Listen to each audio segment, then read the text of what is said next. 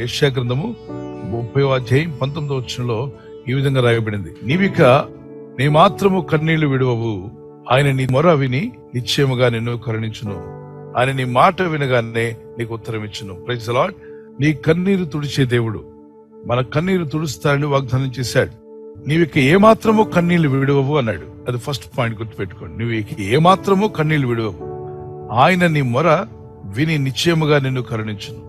ఆయన మొర వింటున్నాడు, నిశ్చయంగా నిన్ను కరుణిస్తాడు.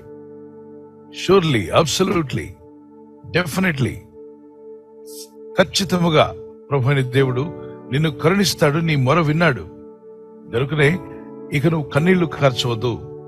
ఇక దుఃఖపడింది చాలు, ఇక ఏడ్చింది చాలు. ఇకనైనా క్రీస్తు నందు ఆనందించడం నేర్చుకో. లోకంలో 3 విధాలుగా ఏడుస్తారట.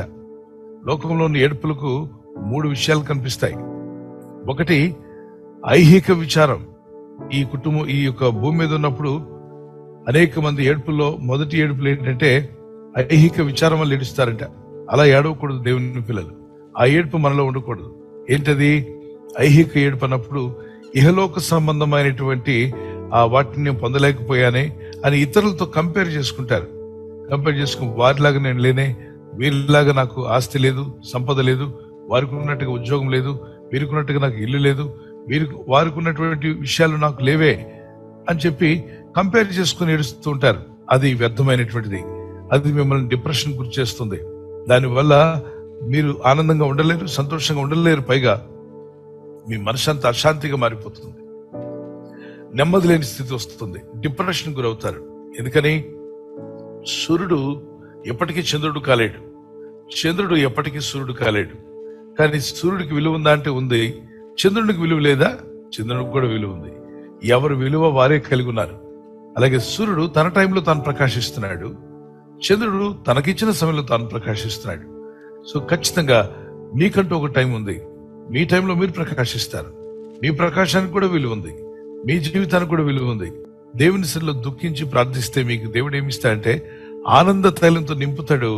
మీ హృదయం పొంగి పొర్లుతూనే ఉంటుంది. ఆనంద తైలంతో మీరు నింపబడుదురు గాక.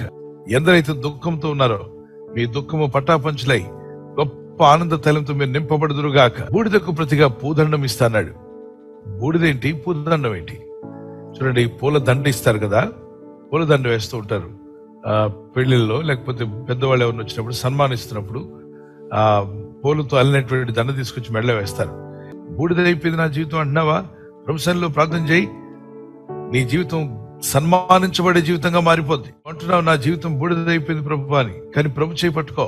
ప్రభువా, నా జీవితం నీ చేతిలో పెడుతున్నాను, నా కుటుంబాన్ని నీ చేతిలో ఉంచుతున్నానయ్యా, నీ సహాయం కావాలి, ఇదిగో నా పరిస్థితి విధంగా ఉందని మొరపెట్టి ప్రార్థించి కన్నీళ్లు గార్చినప్పుడు దేవుడు మీ జీవితాన్ని, బూడిదగా ఉన్న జీవితానికి పూదండం ఇస్తా అంట. హానర్, ఘనతను ఆయన నీకు లేనటువంటి ఘనతను దేవుడు దయచేయబోతున్నాడు. దాని తర్వాత దుఃఖమునకు ప్రతిగా ఆనంద తైలము. దుఃఖంతో ఉన్నావు కానీ ఆనంద తైలాన్ని నీకు ఇవ్వాలని ప్రవాసపడుతున్నాడు. నీ జీవితంలో దుఃఖం అంతా తీసివేయబడుతుంది. ఈ జీవిత పైన ఎన్నో సుడిగుండాలు వస్తూ ఉంటాయి, తప్పనిసరిగా నువ్వు జయిస్తావు. మరి అనేకమైన కెరటాలు ఎగిసి పడుతూ ఉంటాయి, వాటిని కూడా నువ్వు జయిస్తావు. తుఫానులు ఎదురవ్వచ్చు, వాటిని కూడా నువ్వు జయిస్తావు. కష్టాలు, బాధలు, ఇబ్బందులు ఎన్నన్నా కావచ్చు, అపవాది ఎన్ని తీసుకొచ్చినా వాటన్నిటిలో పై చెయ్యి నీదే కాబోతుంది. కారణం, పైన ఉన్నవాడి చేయి పట్టుకున్నావు కాబట్టి. ఈ వాగ్దానం అద్భుతమైనటువంటి మాట మీరు కూడా ధ్యానించండి. ఇక నుండి మీరు చేసే ప్రార్థనలకు త్వరలోనే జవాబులు రాబోతున్నాయి. నమ్మండి, ప్రార్థించండి. ఇక నువ్వు కన్నీళ్లు విడిచే అవసరం లేదు. ఇక మీరు కన్నీళ్లు కార్చాల్సిన అవసరం లేకుండా దేవుని అద్భుత ఆశ్చర్య కార్యాలు మీ జీవితంలో జరుగునుగా ప్రార్థన చేసుకుందాం. పరిశుద్ధమైన మా తండ్రి, నీ ప్రజలు ఎవరైతే ఈ వాక్య సందేశం విని ఉన్నారో నీ ప్రజలందరినీ దర్శించండి. వేదనను, మరైనా కష్ట బాధల నుండి విడిపిస్తాను వాగ్దానం చేశావు.